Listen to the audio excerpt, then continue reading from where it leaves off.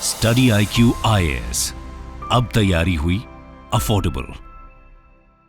Hello everyone, welcome to the YouTube channel of UPSC CSC study IQ। मेरा नाम है रणधीर सिंह और आज की इस वीडियो में हम डिस्कस करेंगे जो अब कंफर्म हो चुका है कि नॉर्थ कोरिया के जो ट्रुप्स हैं यार, नॉर्थ कोरिया के 10,000 सोल्जर्स जो हैं वो रशिया के बैटल ग्राउंड में पहुंच चुके हैं यूक्रेन को सपोर्ट करने के लिए, जिसकी वजह से यूक्रेन ने, बहुत सारी वेस्टर्न कंट्रीज ने, है ना, ये आवाज उठाई और ये प्रेशर डालने की कोशिश करी नॉर्थ कोरिया पे कि नॉर्थ कोरिया जो है ये अपने ट्रुप्स को वहां से विड्रॉ कर दे। दोस्तों, लेकिन इसमें यूक्रेन से भी ज्यादा चिंता अगर किसी देश को है ना, जो सबसे ज्यादा परेशान है नॉर्थ कोरिया और रशिया के इस टाई अप से, वो है साउथ कोरिया। साउथ कोरिया एक लॉन्ग स्टैंडिंग पॉलिसी फॉलो करते आया है कि जब भी कोई दो देश अगर लड़ रहे हैं, दो देश में कोई बैटल हो रही है, वॉर हो रही है, तो साउथ कोरिया ने यह पॉलिसी रखी है कि मैं उनको हथियार नहीं दूंगी। लेकिन अब साउथ कोरिया बोल रही है कि भाई मैं यूक्रेन को हथियार देने वाली हूं। जो मैं ये लॉन्ग स्टैंडिंग पॉलिसी जो मेरी चलती आई है कि जिसमें मैं कभी भी दो देश जब लड़ रहे हैं उनको हथियार नहीं देती हूं, अब मैं पूरी तरीके से तैयार हूं यूक्रेन को हथियार देने के लिए। दोस्तों, आखिरकार साउथ कोरिया क्यों इतना परेशान है ना? और ये साउथ कोरिया और नॉर्थ कोरिया, आपको पता है इनके बीच में इतनी कट्टर दुश्मनी है ना, ये बहुत बहुत भयंकर एनिमी है, दुश्मन है एक दूसरे के। अब समझना पड़ेगा हमें कि साउथ कोरिया को ऐसी क्या, मेरे दोस्तों, जल्दी पड़ गई कि वो अब यूक्रेन को सपोर्ट करना चाहता है। उसके लिए थोड़ा सा हमें ना इसकी बैकग्राउंड पता चलना चाहिए कि नॉर्थ कोरिया और साउथ कोरिया के बीच में आखिरकार प्रॉब्लम क्या है। दोस्तों, अब आप पहले नॉर्थ कोरिया साउथ कोरिया का मैप देखिए। ये है आपका एशिया, डन, ये एशिया कॉन्टिनेंट है। इसको मैं जब जूम कर रहा हूं, राइट, मैंने जूम किया तो आप देखो दो चीजों को मैं आउटलाइन करूंगा। जिस चीज को मैं येलो के साथ आउटलाइन कर रहा हूं ना, ये इसको बोलते हैं कोरियन पेनिनसुला। इसी कोरियन पेनिनसुला का आधा हिस्सा जो है उसमें नॉर्थ कोरिया बना है, जो ग्रीन मैंने किया। और नीचे क्या है मेरे दोस्तों, आपका साउथ कोरिया है। नीचे क्या है, नीचे रेड के साथ जो मैं कर रहा हूं, ये क्या है, आपका साउथ कोरिया है। आपको पता है 1945 से पहले, 1945 में क्या हुआ बच्चा? 1945 में वर्ल्ड वॉर सेकंड खत्म हुई। वर्ल्ड वॉर सेकंड खत्म होने से पहले ये पूरा कोरियन पेनिनसुला किसके कंट्रोल में था? आपका जापान का। मतलब उस वक्त ये देश होते नहीं थे। जब सेकंड वर्ल्ड वॉर में जापान बुरी तरीके से हारा तो जापान की सारी टेरिटरीज जो है मेरे दोस्तों बट गई थी। वैसे ही कोरियन पेनिनसुला भी बट गया। कोरियन पेनिनसुला का नॉर्थ हिस्सा जो है वो किसके पास चला गया बच्चा? सोवियत यूनियन के पास, मतलब रशिया का पुराना नाम यूएसएसआर। और कोरियन पेनिनसुला का साउथ वाला हिस्सा किसके पास चला गया? यूएसए के पास चला गया। ये 1945 के बाद बात कर रहा हूं, क्योंकि आपको पता है कि वर्ल्ड वॉर सेकंड के बाद इन दोनों के बीच में बहुत बड़ी राइवलरी स्टार्ट हो गई थी। अब दोस्तों देखो, नॉर्थ कोरिया साउथ कोरिया बने कैसे? अब नॉर्थ कोरिया में जो इस जगह में जो रहने वाले लोग हैं, इनकी विचारधारा जो है इन लोगों से बहुत अलग है, राइट। यहां पे मेरे दोस्तों ज्यादातर आप देखेंगे नॉर्थ कोरिया में तो आपको क्या देखेंगे? Authoritarian state, dictator. तो यहां पे एक बहुत फेमस लीडर था जिसका नाम था क्या? किम सुंग। क्या नाम था? किम सुंग, किम सेकंड सुंग। ये पता है किम सेकंड सुंग कौन है? जो आज का नॉर्थ कोरिया का डिक्टेटर है ना, उसका दादा। तो किम सेकंड सुंग ने यह तय किया कि भाई सोवियत यूनियन को बोला कि मैं इन लोगों के साथ नहीं जानता, मुझे अपना देश चाहिए। तो सोवियत यूनियन की मदद से मेरे दोस्तों किम सेकंड सुंग ने क्या बना दिया? आपका नॉर्थ कोरिया बना दिया। और वहीं पे साउथ कोरिया के लोग ज्यादा लिबरल थे। ये लोग तंत्र में बिलीव करते थे, है ना, कि सब लोगों के पास पावर हो, सब लोग की आवाज को सुना जाए। तो भाई साहब इन लोगों को मदद किसने की? यूएसए ने। और क्या बन गया? साउथ कोरिया बन गया। साउथ कोरिया बन गया। अब देखिए दोनों में डिफरेंस क्या है। ये बोल रहा है डिक्टेटर जो मैं बोलूंगा वही चलेगा। इकोनॉमी सेंट्रलाइज्ड, कोई भी पॉलिसी आएगी सबके सब सेंट्रलाइज। सेंट्रलाइज मतलब एक ही बंदा होगा जो डिसाइड करेगा। यहां पे इन्होंने साउथ कोरिया ने क्या किया? पूरी तरह से डेमोक्रेसी ला दी। यहां पे अगर आप नॉर्थ कोरिया में देखोगे तो नॉर्थ कोरिया में लोगों के पास ह्यूमन राइट्स नहीं है। मतलब आप यहां पे घर पे बैठ के कसौटी जिंदगी की देख रहे हो, या आप कोई नागिन, एक बड़ा फेमस क्या आया था बच्चा आपका सीरियल, वो देख रहे हो, या आप अभी सिंघम थर्ड आया वो देख रहे हो। अगर ये बात मोदी जी को पता चल जाए तो कुछ करेंगे? आपको नहीं करेंगे, क्योंकि you have freedom to watch, है ना, आपके पास राइट है। लेकिन यही काम अगर आपने नॉर्थ कोरिया में किया तो मेरे दोस्तों आपको फांसी लटका दी जाएगी। यहां पे ह्यूमन राइट अब्यूज बहुत बड़े लेवल पे है। जो आपका डिक्टेटर डिसाइड करेगा, जो यहां का लीडर डिसाइड करेगा, वही लोगों को करना है। एक ही किस्म का हेयर कट आप ज्यादातर देखना। लेकिन साउथ कोरिया में बहुत ज्यादा फ्रीडम थी और यूएसए ने साउथ कोरिया को इतना ज्यादा सपोर्ट किया है, इतना फंड दिया कि आज साउथ कोरिया की जीडीपी जो है एशिया कॉन्टिनेंट में one of the largest GDP में आती है। एंटरटेनमेंट के लिए साउथ कोरिया जाना जाता है। हम देखते हैं ना कोरियन सीरीज, इंडिया में कितने मशहूर है कोरियन सीरीज, है ना। तो ये एंटरटेनमेंट के लिए, अपनी मिलिट्री कैपेबिलिटीज के लिए, अपनी टेक्नोलॉजी के लिए साउथ कोरिया माना जाता है। और साउथ कोरिया अभी हथियारों में बात करोगे तो ये बहुत ज्यादा पावरफुल है। अब जब शुरुआत में ये जब देश बने तो नॉर्थ कोरिया को समझ आया कि साउथ कोरिया बहुत स्ट्रांग हो रहा है। तो नॉर्थ कोरिया ने बोला कि मुझे इस पे हमला करना है, मुझे साउथ कोरिया चाहिए। तो सोवियत यूनियन और चाइना की बैक से नॉर्थ कोरिया ने 1950 में क्या कर दिया, इस पे हमला कर दिया। किस पे? साउथ कोरिया पे हमला कर दिया। अब जब 1950 में हमला हुआ तो साउथ कोरिया को बचाने के लिए यूएसए आया। अब जब यूएसए आया तो ये 3 साल तक वार लगी। इस वॉर को हमने क्या बोलता? Korean war. क्या बोलता? Korean war. मतलब 1950 में स्टार्ट हुई और 1953 में जाके वॉर खत्म हुई। कोई एग्रीमेंट नहीं हुआ। इतना ज्यादा नुकसान था दोनों साइड में, तो दोनों ने बोला कि भाई थोड़ी देर रुकते हैं, ये ट्रूस है, कोई पीसफुल एग्रीमेंट नहीं है। उसके बाद से मेरे दोस्तों यूएसए लगातार साउथ कोरिया को सपोर्ट करते आया।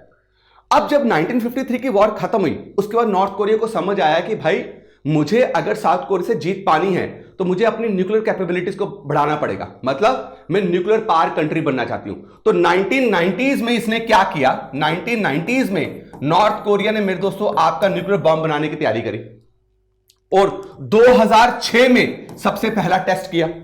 अब बताओ कि भाई साउथ कोरिया के नॉर्थ कोरिया के साथ बन नहीं रही और नॉर्थ कोरिया इतनी पागल है और कभी भी प्रोवोकेशन के लिए बहुत जानी जाती है। आज भी कहीं ना कहीं मिसाइल मार देती है, अटैक कर देती है, इनको गोलीबारी कर देगी। तो साउथ कोरिया ने यूएसए को बोला भाई ये बहुत बड़ी टेंशन की बात है। तो यूएसए ने बोला टेंशन मत ले। यूएसए ने क्या किया? स्पेशल अरेंजमेंट एग्रीमेंट किया। किसके साथ? साउथ कोरिया के साथ। और यूएसए ने आज जो है 28,500 यूएस ट्रूप्स जो हैं आपके 1990 के दशक से अभी तक साउथ कोरिया में डिप्लॉयड हैं। आपको पता है यूएसए के 28,500 जो आपके सोल्जर्स हैं वो साउथ कोरिया में डिप्लॉयड है। क्यों? क्योंकि कल को नॉर्थ कोरिया का अगर एग्रेशन हो जाता है तो टाइम लगेगा हेल्प पहुंचाने पे, तो पहले ही यहां पे क्या रखो? अपने सैनिक रखो। अब नॉर्थ कोरिया में कोई भी डेवलपमेंट होती है, बड़ी कोशिश करी साउथ कोरिया ने और मेरे दोस्तों दूसरे देशों ने कि नॉर्थ कोरिया को क्या किया जाए, समझाया जाए, डिक्टेटरशिप खत्म की जाए, ह्यूमन राइट अब्यूज खत्म किया जाए। हालांकि जब ट्रंप पहले प्रेसिडेंट थे, ट्रंप ने बहुत कोशिश करी कि नॉर्थ कोरिया के साथ रिश्ते ठीक हों। साउथ कोरिया ने नॉर्थ कोरिया के साथ पॉलिसी भी क्या करी थी, उसको बोलते हैं सनशाइन पॉलिसी। क्या? Sunshine policy. सनशाइन पॉलिसी में यही था कि दोनों मिलकर काम करते हैं, लेकिन ये कामयाब नहीं हुई। क्यों? क्योंकि प्रोवोकेशन बहुत करता है। अब नॉर्थ कोरिया में बहुत सारे इंटरनेशनल सैंक्शंस लगे हुए हैं, तो ये बिल्कुल आइसोलेट हो चुका है। अब नॉर्थ कोरिया में मेरे दोस्तों भूखमरी है। नॉर्थ कोरिया में फूड प्रोडक्टिविटी इतनी कम है कि मैक्सिमम जो आज भी आपके चावल और आज भी मैक्सिमम जो राशन है वो चाइना से नॉर्थ कोरिया में जाते हैं। और आपको पता है यूएसए ने इसको ब्लैकलिस्टेड कंट्री में डाला है। अब दोस्तों, अब जब नॉर्थ कोरिया क्या कर रहा है, रशिया को सपोर्ट कर रहा है, आपको पता है इन 10,000 ट्रूप्स को कितनी बेहतरीन ट्रेनिंग दी जा रही है और मिलिट्री कैपेबिलिटीज में मेरे दोस्तों रशिया का तो कोई मुकाबला ही नहीं है। भाई इतनी देर तक वो झेल गया, कम से कम 900 दिन से ज्यादा हो गए रशिया को ये जो अटैक है वो करते हुए। और इसके पीछे सिर्फ यूक्रेन नहीं है, बाकी सारे देश भी हैं। लेकिन फिर भी आप सोचो कि रशिया टिका हुआ है, भड़ के टिका हुआ है। क्यों? क्योंकि उसकी मिलिट्री कैपेबिलिटीज बहुत जबरदस्त है। उनका जो कॉम्बैट स्ट्रेंथ है ना, जो आर्मी लड़ती है वो बहुत जबरदस्त है। अब नॉर्थ कोरिया की ना आर्मी का लड़ने का जो आपका तरीका है वो बहुत ट्रेडिशनल है। तो अभी आप देखेंगे इन 10,000 ट्रूप्स को मेरे दोस्तों एडवांस मिलिट्री कॉम्बैट ट्रेनिंग मिल रही है। और आप सोचो अगर ये वॉर खत्म हुई और ये 10,000 जो सैनिक है वो ट्रेन होकर वापस यहां पे आएंगे तो साउथ कोरिया के लिए तो बहुत बड़ा खतरा है। तो साउथ कोरिया ने बोला कि भाई ये तो ऐसे बहुत पागल है, अगर इसकी मिलिट्री का कॉम्बैट स्ट्रेंथ भी इतना बढ़ गया ये तो कभी भी हम पे हमला कर देगा। इसलिए साउथ कोरिया के जो अभी जो प्रेसिडेंट बने हुए हैं उनका नाम है क्या? यून। इन्होंने बड़े स्ट्रिक्ट मेजर्स लिए। इन्होंने बोला भाई मैं नहीं रुकने वाला हूं, बहुत हो गया, हमने बहुत यहां पे भाईचारा दिखा लिया, बहुत शांति का मैंने क्या कर दिया मेरे दोस्तों यहां पे प्रचार कर दिया। अब ये टाइम आ चुका है कि मैं यूक्रेन को क्या करने वाला हूं? पकड़ाने वाला हूं हथियार। मैं यूक्रेन को दूंगा हथियार, और यूक्रेन जो है हमला कर रशिया पे। क्यों? क्योंकि रशिया जो नॉर्थ कोरिया के सपोर्ट कर रहा है वो डायरेक्ट थ्रेट है किसको? साउथ कोरिया को। Are you getting my point? आप समझ रहे हैं? तो क्या बोल रहे हैं यहां पे आपके, ये हैं प्रेसिडेंट यून साउथ कोरिया के, कि भाई आप दोनों ने समझौता किया है लेकिन अब मुझे खतरा है, तो I will supply weapons to Ukraine, है ना, ताकि हम किसी तरीके से रोक पाए। अब देखो क्या बोला, नॉर्थ कोरिया ने 10,000 ट्रूप्स को क्या कर दिया? सपोर्ट कर रही है रशिया में यूक्रेन के खिलाफ, राइट। अब इससे क्या हो रहा है कि भाई जो सबसे एडवांस मिलिट्री ट्रेनिंग है, राइट, वो रिसीव कर रही है कौन? आपकी साउथ कोरिया, नॉर्थ कोरिया, और उससे मुझे खतरा है भाई, और मैं इसको देख नहीं सकता। अभी जैसे ही मेरे दोस्तों ट्रंप जो हैं आपके प्रेसिडेंट चुने गए, तो फोन गया, फोन में मुबारकबाद दी इन्होंने, ठीक है, हाँ जी आपको बहुत मुबारकबाद है, लेकिन इस चीज का ध्यान रखिएगा कि हमें बहुत खतरा हो रहा है, ठीक है, कि नॉर्थ कोरिया के ये जो आपके अब स्टेप्स लिए हैं, तो इससे मतलब वी आर मतलब वेरी स्केयर्ड कि कभी भी कुछ भी हो सकता है। तो आप कोशिश कीजिएगा जब आप आए तो रशिया को और नॉर्थ कोरिया को कंट्रोल करने की कोशिश होनी चाहिए, न्यूट्रलाइज करने की कोशिश। न्यूट्रलाइज मतलब इनको शांत कीजिए। मेरी बात आपको क्लियर है? समझ के उसके बाद मेरे दोस्तों रिसेंटली जैसे ही प्रेसिडेंट जो है ट्रंप चुने गए हैं, उससे पहले ही यूएसए और साउथ कोरिया ने एक एग्रीमेंट कर लिया, टेंटेटिव मतलब टेम्परेरी एग्रीमेंट, जिसमें लगातार मैंने आपको क्या बोला, 90 के दशक से 28,500 यूएसए ट्रूप्स वहां पे, और पता आपको हर साल जो है बिलियन जो है आपका कोरियन मेरे दोस्तों करेंसी जो है साउथ कोरिया पे कर रही है यूएसए को। किसके लिए? ये ट्रूप्स रखने के लिए साउथ कोरिया में। और अब एक और डिफेंस टाई अप हो चुका है किसके बीच में? आपका साउथ कोरिया और यूएसए के बीच में। ये जो एडवांसमेंट अभी देखने को मिली है नॉर्थ कोरिया और रशिया की तरफ से।